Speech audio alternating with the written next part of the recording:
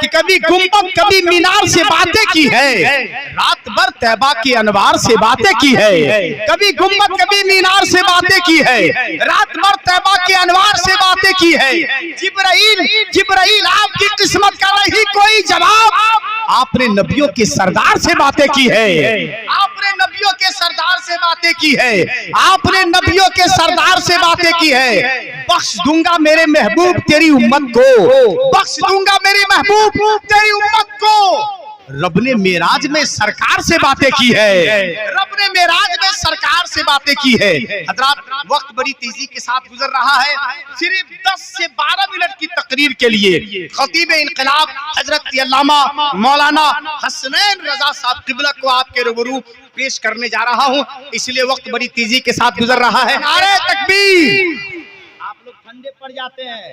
نعت سے اگر عشق سنورتا ہے تو تقریر سے زندگی سنورتی ہے۔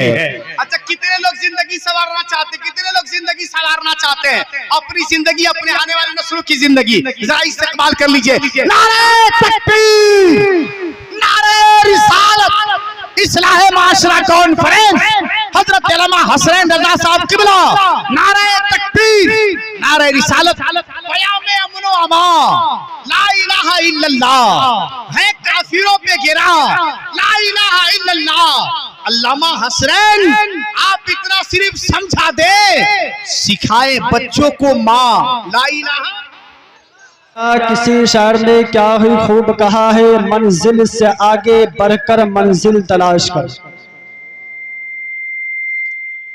منزل سے آگے بڑھ کر منزل تلاش کر، مل جائے دریا تو سمندر تلاش کر، مل جائے دریا تو سمندر تلاش کر، اور ہر شیشہ ٹوٹ جاتا ہے پتھر کی چوٹ سے، ہر شیشہ ٹوٹ جاتا ہے پتھر کی چوٹ سے، وہ شیشہ تلاش کر جس سے پتھر ٹوٹ جائے، وہ شیشہ تلاش کر جس سے پتھر ہی ٹوٹ جائے۔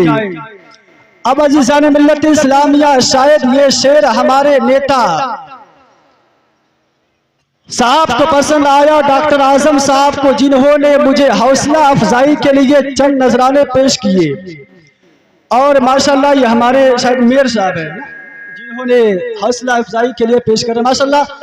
بہرحال عزیزان ملت اسلامیہ، یہ اصلاح معاشرہ کانفرنس ہے۔ میں اپنے علماء کرام کو گواہ بنا کر ایک بات عرض کرنا چاہتا ہوں، حضور، کہ اصلاح معاشرہ کا سب سے بہتر اور سب سے انوکھا طریقہ جو ہے وہ سماج کے بچوں کو پڑھا دیا جائے، معاشرے کا اصلاح یوں ہی ہو جائے گا۔ معاشرے کے بچوں کو تعلیم یافتہ کر دیجئے، معاشرے کا اصلاح ایسی ہو جائے گا۔ معاشرے میں سدھار چاہتے ہیں تو آپ ایجوکیشن کو ہائی کیجئے، معاشرے میں اصلاح چاہتے ہیں، برائی کا خاتمہ چاہتے ہیں تو آپ ایجوکیشن کو عام کیجئے، غریب بچوں کو سامنے لائیے، آپ انہیں دینی تعلیم دیجئے، غریب بچوں کو سامنے لائیے، آپ انہیں دنیاوی تعلیم کے ساتھ ساتھ دینی تعلیم دیجئے، اس لیے کہ ہم اس قوم کے پجاری ہیں، اس اللہ کے ماننے والے ہیں، اس نبی کے ماننے والے ہیں، اس قرآن پہ ہمارا ایمان ہے جس قرآن کا باباگے دوہن اعلان ہوتا ہے، اقرأ باسم ربک الذی خلق۔ اے لوگوں پڑھو اپنے رب کے نام سے، لیکن اس قوم کا حال کیا ہے؟ جو قرآن اللہ نے ہمیں دیا ہے اس قرآن کا اعلان پڑھو، جس رسول کا کلمہ ہم پڑھے وہ رسول ہم سے مخاطب ہو کر کہے طلب العلم فریضۃ علی کل مسلم مسلمہ، کہ ہر علم دین کا حاصل کرنا ہر مسلمان مرد و عورت پر فرض ہے، لیکن اس مسلمان کا حال دیکھ لیا جائے، سیاست کے میدان میں یہ مسلمان پیچھے ہے، ایجوکیشن کے ماحول میں یہ مسلمان پیچھے ہے، اگر سائنسداں کے معاملے میں دیکھا جائے تو یہ مسلمان پیچھے ہے۔ آج عزیزان ملت اسلام یہ درد کے ساتھ کہنا پڑتا ہے کہ مسلمانوں کی سیٹیں نیپال میں آتی ہے، لیکن نیپال میں مسلمانوں کے بچے पढ़े लिखे नहीं है, आज वो सीटें हमारे पास से खाली जा रही है। मुसलमानों के पास डॉक्टर की सीटें आ रही है, वो सीटें खाली जा रही है।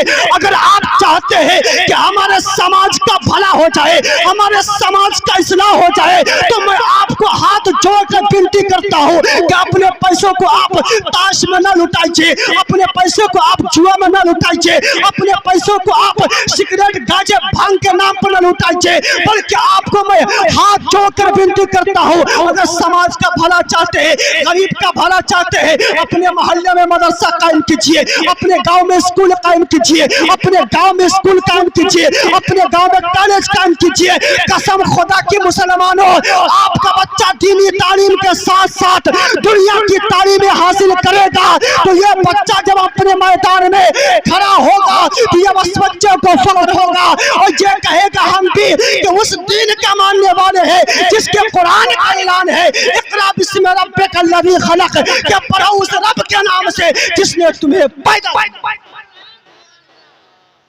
लेकिन इस मुसलमान का हाल देखिए, इस मुसलमान का हाल देखिए, पढ़ने लिखने में ये मुसलमान पीछे। अच्छा, एक बात मैं मुख्तसर वक्त इसलिए मैं कह रहा हूं,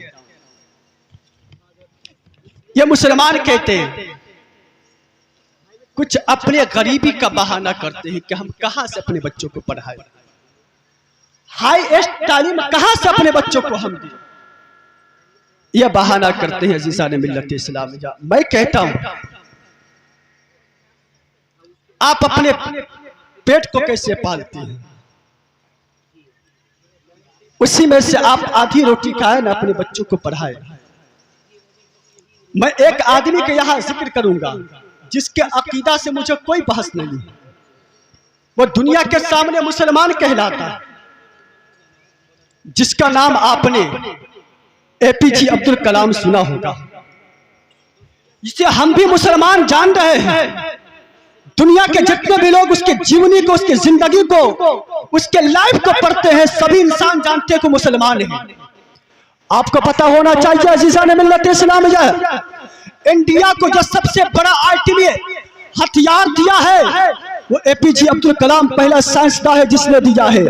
मैं पूछना चाहता हूं, आप उनके लाइफ को स्टडी कीजिए, उनके लाइफ जिंदगी को पढ़िए तो आपका पता चलेगा कि एपीजे अब्दुल कलाम एक ऐसे घराने में पैदा हुआ है जिसका बाप कभी मछली मारा करता था। एपीजे कलाम ऐसे गरीब घर में पैदा हुआ है जिसका बाप कभी दिन में खाता तो रात के लिए सोचता था। अज़ीज़ान मिल्लत इस्लाम, लेकिन एपीजे अब्दुल कलाम के दादा ने कहा था, बेटा घबराने की बात नहीं है, मैं तुम्हें पढ़ाऊंगा। जब अपने गांव के क्लास को टॉप करता है तो उसके अपने बहन के जेवर को बेच करके आगे वो तालीम हासिल करता है। लेकिन अज़ीज़ान मिल्लत इस्लाम, एपीजे अब्दुल कलाम अपनी लाइफ के बारे में लिखता है, अपने किताब के अंदर लिखता है कि मैंने तालीम हासिल करने के लिए, मैंने एजुकेशन को हासिल करने के लिए अपनी दादा की बात पर हिम्मत बांधा, इसलिए कि मेरे बाप ने मुझको जवाब दे दिया था कि बेटा मैं एक मछमारा इंसान हूँ, मैं तुम्हारी तालीम का खर्चा बर्दाश्त नहीं कर सकता हूँ, मैं तुम्हें कहां से पढ़ा सकूंगा। अज़ीज़ान मिल्लत इस्लाम, अब एपीजे अब्दुल कलाम कहता है कि मैं गलियों में अखबार को बेचा करता था, अखबार को बेचने के बाद जो मुझे पैसे मिलता था उससे मैं अपनी तालीम को आगे बढ़ाया।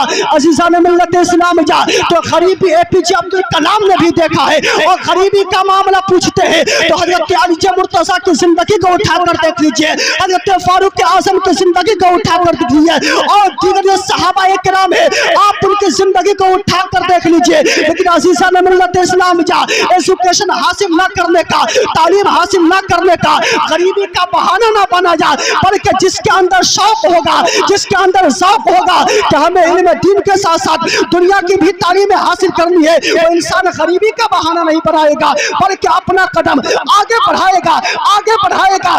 एक दिन आएगा कि वर्ल्ड में उसका एक नाम होगा, उसकी एक पहचान होगी, लेकिन वो पहचान कब बनेगी? जब आका की हदीस पाक ट्रैवल करेंगे। हदीस पाक क्या है? मेरे आका इरशाद फरमाते हैं, तदारुसुल में सात मन खैरुम में नहीं जाए, यहाँ के दिन के रात में एक घड़ी का इल्म दीन हासिल कर लेना पूरी रात जाग करके नफिल इबादत करने से बेहतर है। अब अज़ीज़ान मिल्लत इस्लाम, अब जरा इस पर गौर करें कि अल्लाह हमसे क्या चाहता है, उसका रसूल हमसे क्या चाहते हैं। अल्लाह कहता है पढ़ो, उसके रसूल कहते हैं पढ़ो, लेकिन आपके छोटे से एक हिस्सा में अगर मैंने तालीम हासिल किया है, पढ़ा है, तो अजीज़ान मिल्लत इस्लाम जा पूरी रात जाग करके इबादत करने से बेहतर है। अब इससे बढ़ के हमें तोहफा क्या हो सकता है? अगर इस्लाह मुआशरा कॉन्फ्रेंस में आप आए हैं तो ये अहद करके जाए, ये पैगाम लेकर जाए कि हम आधी रोटी खाएंगे लेकिन अपने बच्चों को पढ़ाएंगे, और साथ में ये दर्श देंगे कि मंजिल से आगे बढ़कर